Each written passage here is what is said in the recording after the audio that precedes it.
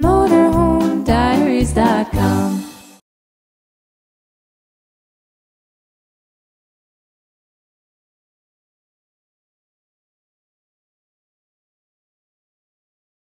A large part of the story with Katrina was the fact that we had a bankrupt state with a lot of sort of social funding responsibilities.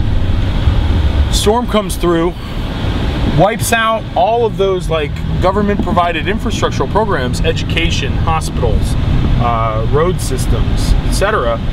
There's no money to rebuild it all right from the get-go. And so a lot of the people who are really tied into that system, let's say you're a nurse at a public hospital, you live in a subsidized housing unit, your kids go to public school, etc. Well, all of those things are in disarray and recovery after Katrina. You move, you're like a marginal burden on Houston's like public infrastructure compared to New Orleans. So when you talk about like, oh well, why can't they just afford to come and rebuild the house? Because all of their capital equity is tied up in the house. You had people who like didn't necessarily have jobs and stuff, but had a house. That was like the only real sense of asset that they had, and then they were underinsured. I don't know other cities that have such massive amounts of public housing, right? Like, every major city in the 1970s sort of experimented with these things, but I mean, pretty much people learned their lesson and were like, whoa, this doesn't work.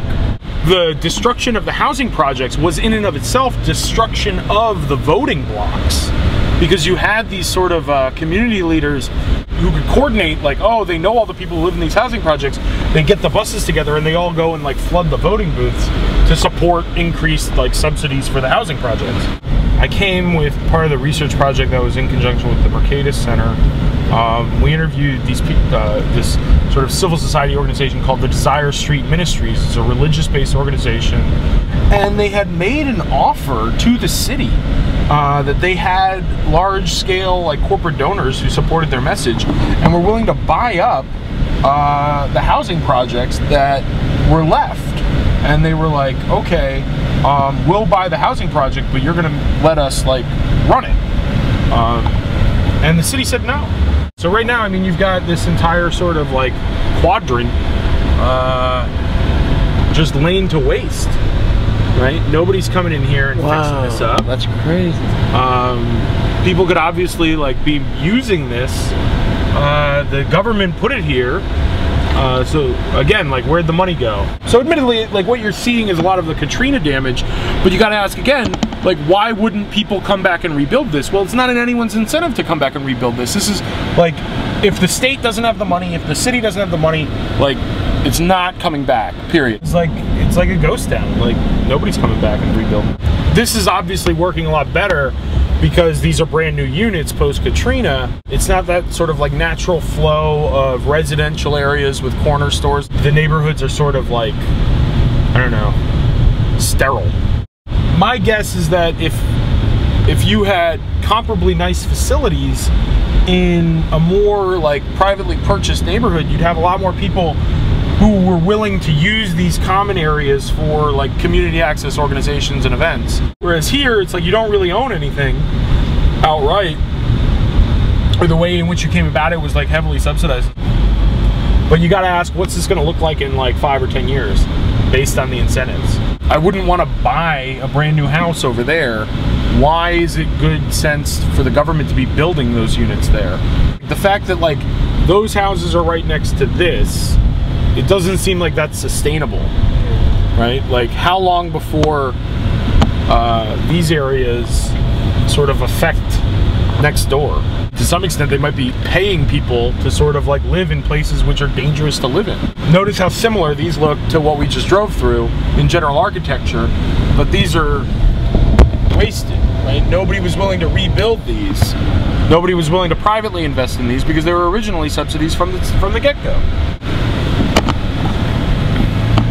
Man, this is like government failure here, and then let's just do it the same thing. Yeah, it's like, okay, let's just walk away and try again because we've got the land space. The incentives that are going on here are the same incentives that are going on there. So it's like literally looking into the future. And they're like about to finish the like next replacement.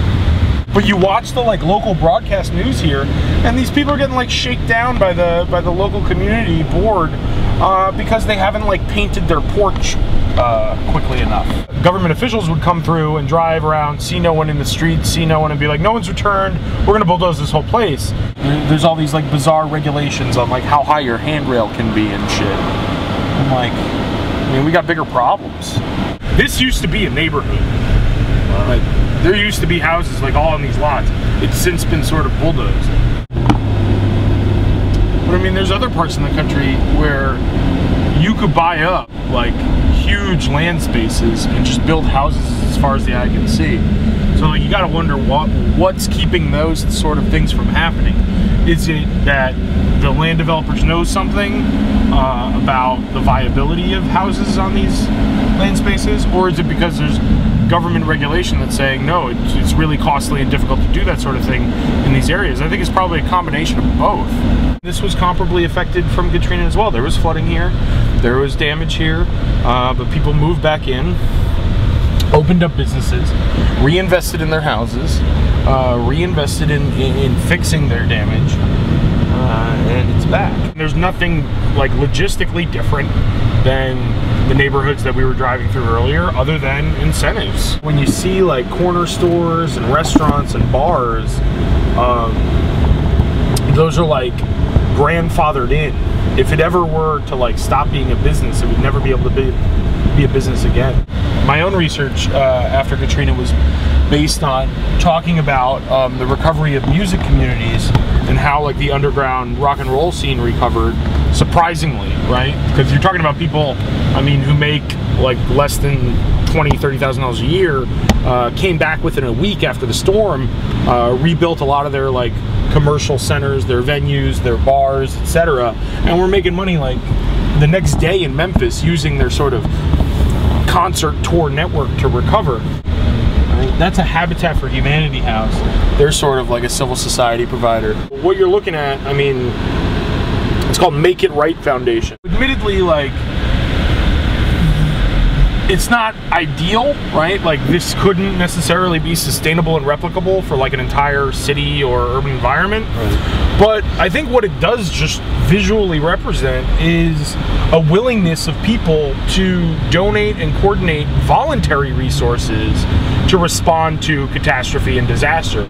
There's no way that like the people who are going to end up living in these houses could have afforded to construct them themselves, but they can with the voluntary efforts of people who care. When people say that like you've got to have government because the private civil society is insufficient, it's not enough, I just don't think that makes sense. Might be able to test out my 4-wheel drive. Do this.